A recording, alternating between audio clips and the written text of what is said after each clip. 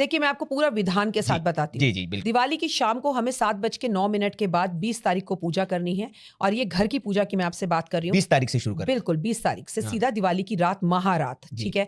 इसमें हमें करना क्या है कि हम माता लक्ष्मी को और गणपति जी को आसन देंगे। हम जी। पीले रंग का एक कपड़ा बिछाएंगे या लाल रंग का कपड़ा बिछाएंगे, पाटे पर उनको दोनों को बिठाएंगे।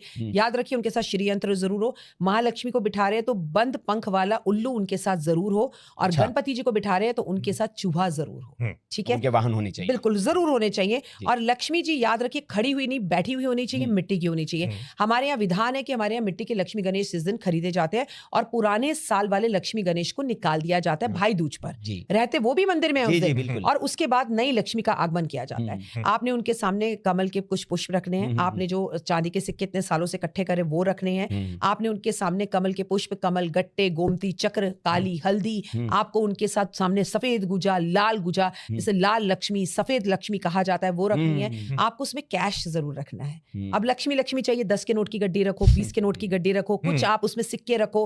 आप अगर कैश नहीं रखते, हमारे यहाँ लक्ष्मी क्या है, हमारे यहाँ तो नोट ही है, तो नोट जरूर रखें। फिर वहां पर उनके दाई तरफ पर आप देसी घी का दिया जलाए, बाई तरफ पर आप उनके सामने सरसों के तेल का दिया जलाए।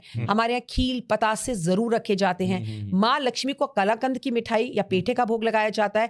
वहीं पर गणपति जी को हार चढ़े, फूल चढ़े और चढ़े मेवा, लड्डुअन का भोग लगे तो मेवे और लड्डुओं का भोग लगाया जाता है। फिर आरती की जाती है। आरती आप विष्णु जी की करें, आरती आप गणपति महाराज की करें, और उसके बाद जय गणेश करने के बाद आप जरूर घंटी बजाएं, शंख बजाएं। उसके बाद उनसे स्थिर होकर अपने घर में रहने के लिए कहें, आप नाचें। क्षमा के साथ आपको रोकूंगा क्योंकि एक सवाल मेरे मन में कुलबुला रहा है, और वो इसलिए क्योंकि आपने कहा आरती करें, और आपने कहा विष्णु जी की आरती करनी है, गणपति जी की आरती करनी है।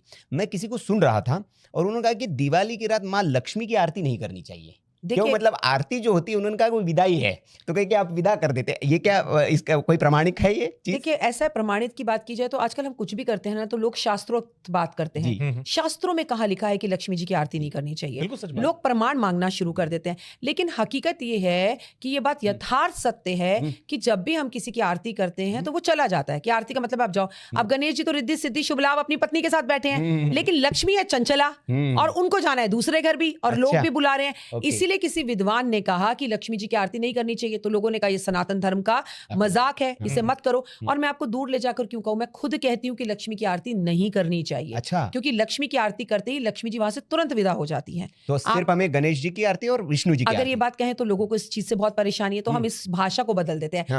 आपको अगर लक्ष्मी जी की आरती करनी है, आपकी चॉइस आप करें, लेकिन मैं कहूंगी लक्ष्मी जी की जगह पर आपको विष्णु जी की आरती करनी चाहिए, आपको गणपति जी, ओम जय जगदीश करनी चाहिए, आपको गणेश जी की आरती करनी चाहिए। लक्ष्मी जी की आरती करनी है नहीं करनी, that is total your choice. लेकिन आरती करने से बेहतर है भी उन्हें स्थिर रूप में रखना है। अब देखिए सर, हम उनके सिंह लगन में रात को पूजा करने वाले, रात को 1:30 बजे, आपने 8 बजे उनकी आरती करके तो उन्हें भेज दिया, फिर सिंह लगन में क्या करोगे?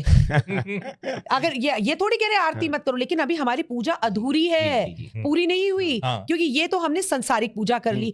1:30 बजे वाले वो निशा काल, वो स्थिर रूप से टिकना, वो धन की बारिश होने वाली पूजा, वो क्रिस्टल के कछुए की पूजा, वो मिट्टी के कछुए की पूजा, वो सब तो रात को सिंह लगन में है। अगर आपने आरती कर दी तो कहेंगे फिर तूने आरती क्यों की थी, मैं तो जा रही हूँ। विदाई संदेश दे दिया, विदाई संदेश आपने खुद दे दिया।